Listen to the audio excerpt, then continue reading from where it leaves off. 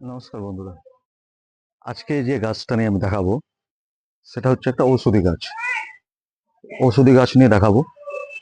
আমরা হয়তো অনেকেই চিনি, এই গাছটাকে চিনি, এই গাছটাকে, কিন্তু আমরা এই গাছটাকে চিনি না অনেকেই। এটা কিন্তু আমাদের খুব উপকারের একটা গাছ। এই গাছগুলো গ্রামের দিকে, রাস্তাঘাটের ধারে সব জায়গায় পাওয়া যায়। শহরের দিকে হয়তো কম পাওয়া যায়, কিন্তু গ্রামগঞ্জের দিকে এখনো পাওয়া যায়। এটা হচ্ছে টোটালি একটা ঔষধি গাছ। এটা বলার আগে আপনাকে জানাই সিনগানের পক্ষ থেকে নমস্কার। যদি আমার এই ভিডিওটা ভালো লাগে অবশ্যই আমার চ্যানেলকে সাবস্ক্রাইব করবেন, ভিডিওকে লাইক করবেন ও ফেসবুক পেজে ফলো করবেন। ডেসক্রিপশনে আমার লিঙ্ক দেওয়া থাকবে। তাহলে বন্ধুরা, এটা হচ্ছে গাছটা হচ্ছে বাসক পাতার গাছ। বাসক পাতা দুই রকমের হয়। একটা হচ্ছে আমাদের এই বাসক পাতা, যেটা সাদা, এর পাতাগুলো হয় বড় বড়, এর মাথায় সাদা সাদা ফুল হয়, আর এর কাণ্ডটা হয় কিন্তু একটু মোটা টাইপের।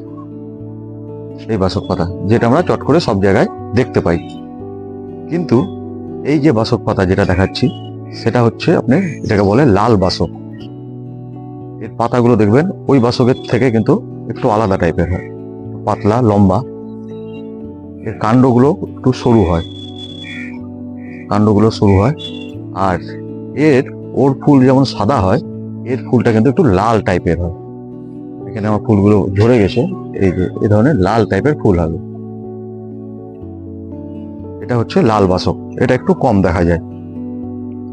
লাল বাসকের কি উপকার তার আগে বলি। লাল বাসকের পাতা, কয়েকটা পাতাকে যদি আপনি 4-5টা পাতা নিয়ে গরম জলে যদি একটু ফুটান ভালো করে, দেখবেন এই জলটা কিন্তু লাল হয়ে যাবে, একদম টকটকা লাল হয়ে যাবে, যেটা ওই পাতাতে হয় না। এই পাতা ফুটানোর পর লাল কালার আসবে এবং এর স্বাদটা কিন্তু একটু মিষ্টি, এর স্বাদটা একটু মিষ্টি টাইপের। আর ওটার কালারটা আসবে একটু হালকা সবুজ টাইপের, আর ওটার স্বাদটা একটু আলাদা টাইপের, এটার মতো মিষ্টি না। এই হচ্ছে এদের বৈশিষ্ট্য। এবার বলি, এই বাসক পাতা কিন্তু হাইট হয় মোটামুটি 5 থেকে 7 ফিট পর্যন্ত হাইট হয়। 5 থেকে 7 ফিট এর যদি মাটিতে লাগানো যায়, এর কিন্তু হাইট হতে থাকে। এর ডালগুলো হয় খুব নরম, একটু সাবধানে ব্যবহার করতে হয়, চট করে ভেঙে যাওয়ার ভয় থাকে। ওই ডালের থেকে এই ডাল কিন্তু খুব নরম হয়। বাসক পাতার কি কাজ? বাসক পাতা আমাদের শ্বাসনালীর লালাগ্রন্থিকে কিন্তু সক্রিয় করে, এই বাসক পাতার রস। এছাড়া আপনি সর্দি কাশি জ্বরে আপনি এর রসটা কিন্তু খুব উপকার। যে কোনো কারো সর্দি কাশি জ্বর হলে কিন্তু এই রসটা খুব উপকার, এটাকে জলে ফুটিয়ে খেলেও ভালো হয়। অনেক সময় দেখবেন সর্দিতে শ্বাসকষ্ট হচ্ছে, নিঃশ্বাস নিতে অসুবিধা হয় সর্দির জন্য, কাশি হচ্ছে, এই যে কফটা জমে থাকে, এই বাসক পাতার রস যদি আপনি 2 চামচ রসের সঙ্গে 1/2 চামচ মধু দিয়ে যদি দিনে 2বার থেকে 3বার খেতে পারেন, কিংবা এটাকে জলে ফুটিয়ে, এই বাসক পাতাই হোক আর এটাই হোক, যে কোনো, এটাকে জলে ফুটিয়ে নিলেন, ভালো করে ফুটিয়ে নিয়ে 1/2 কাপ সেই জলের সঙ্গে, উষ্ণ গরম জলের সঙ্গে 1/2 চামচ মধু দিয়ে আপনি এটাকে খেতে পারেন।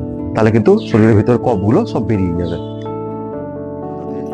এক ধরনের ক্ষারীয় পদার্থ থাকে, যার জন্য এই পাতাতে কিন্তু আপনার চট করে ফাঙ্গাসও লাগে না, পোকাও লাগে না। এই ক্ষারীয় পদার্থের জন্য অনেক জায়গায় এখন কিন্তু ব্যবহার করছে, এই ফল সংরক্ষণের জন্য এই পাতা কিন্তু এখন ব্যবহার হচ্ছে। ফল সংরক্ষণ, যেহেতু পাতাতে পোকা লাগে না, ওই জন্য ফল সংরক্ষণের জন্য কিন্তু এখন অনেক জায়গায় এর ব্যবহার শুরু হয়েছে। গ্রামগঞ্জের দিকে কিন্তু এটা একটা ভালো ব্যবসা হিসাবেও শুরু হয়েছে, কারণ এটাতে অনেকেই এখন ইনকাম করছে এই গাছ লাগিয়ে। এই গাছের লাগানো এমন কোনো চারা করা কঠিন না। এই গাছের যে ডাল দেখছেন, এই ডাল লাগালে কিন্তু হয়ে যায়। মাটিতে কিংবা বালিতে ডাল লাগাতে হবে। একটু লক্ষ্য রাখবেন, এই যে গিঁটগুলো আসে যে ডালের, এই গিঁটগুলো থেকে কিন্তু এর শিকড় বেরায়, প্রতিটা গিঁট থেকে কিন্তু শিকড় বেরোবে। সেইভাবে গিঁটগুলোকে মাটিতে কিংবা এই দেখেন, এই যে এগুলো গিঁট থেকে কিন্তু প্রতিটা গিঁট থেকে এর শিকড় বেরাবে। এই গিঁটগুলোতে আপনাকে মাটিতে পুঁতে দিতে হবে। পুঁতে দিলে এগুলো থেকে আপনি শিকড় বেরাবে, সেখান থেকে তুলে আপনি লাগিয়ে দেন। এর জন্য কোনো আলাদা মাটি তৈরি করা দরকার নেই, নর্মাল মাটি, গোবর সার আর বালি দিয়ে লাগিয়ে দেন, এ হয়ে যাবে। মাটিতে লাগালে তো কোনো ব্যাপার না, যেখানে লাগাবেন হয়ে যাবে। টবে লাগাতে গেলে শুধু মাটি, গোবর সার আর বালি দিয়ে লাগিয়ে দেন। একটু লক্ষ্য রাখবেন যে খুব বেশি সারাদিন যেখানে রৌদ্র পাচ্ছে, অনেক সময় দেখা যায় পাতাগুলো একটু লালচা ধরে যায় রৌদ্রে। যদি এরকম হয় একটু শেডে রেখে দিবেন, সকাল থেকে 3-4 ঘন্টা রৌদ্র পেলো, তারপর হালকা শেডে রেখে দেন, তাহলে আর ওটা অসুবিধা হবে না। এই ঔষধি গাছটা আমরা যদি ভালোভাবে সবার মধ্যে ছড়িয়ে দিতে পারি, তাহলে কিন্তু সবারই উপকার আছে। আজকে শহরের দিকে কিন্তু খুব কম দেখা যায়। আমরা যদি চারা করে একে ওকে সবার বাড়িতে যদি রাখতে পারি, এটা কিন্তু একটা সবারই উপকার হয়। এই পাতার আপনার কিন্তু গুণাগুণ একটু আছে, পাতা কাঁচা কিংবা শুকনা আপনি দুটোই ব্যবহার করতে পারেন। এই শুকনা পাতা কিন্তু হাঁপানির খুব কাজে দেয়, হাঁপানি রোগীদের পক্ষে শুকনা এই পাতার গুঁড়া কিন্তু খুব কাজে। এছাড়া আপনি যদি গায়ে কোথাও, অনেকের আছে দাঁত, চুলকানি এই ধরনের হয়ে থাকে, এই শুকনা পাতা যদি আপনি কাঁচা হলুদের সঙ্গে একটু ভালো করে মাখিয়ে নেন, কাঁচা হলুদ বেটে নিলেন, তার সঙ্গে শুকনো পাতার গুঁড়া ভালো করে মাখিয়ে যদি সেটা লাগান, সেটা কিন্তু খুব তাড়াতাড়ি এর উপকার পাওয়া যায়। এই গাছে কিন্তু কোনো ওষুধ স্প্রে করতে হয় না, চটকু পোকা লাগে না জন্য। অত কোনো ওষুধ খাওয়ার, অত স্প্রে করার দরকার নেই, নর্মাল ভাবে লাগিয়ে দিবেন, হয়ে যাবে।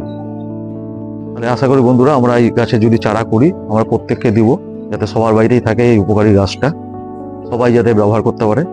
এবং আপনারা যারা শুনলেন তারাও সবাইকে বলবেন এর গুণাগুণ সম্পর্কে, যাতে সবাই জানতে পারে এবং সবার উপকারে আসে।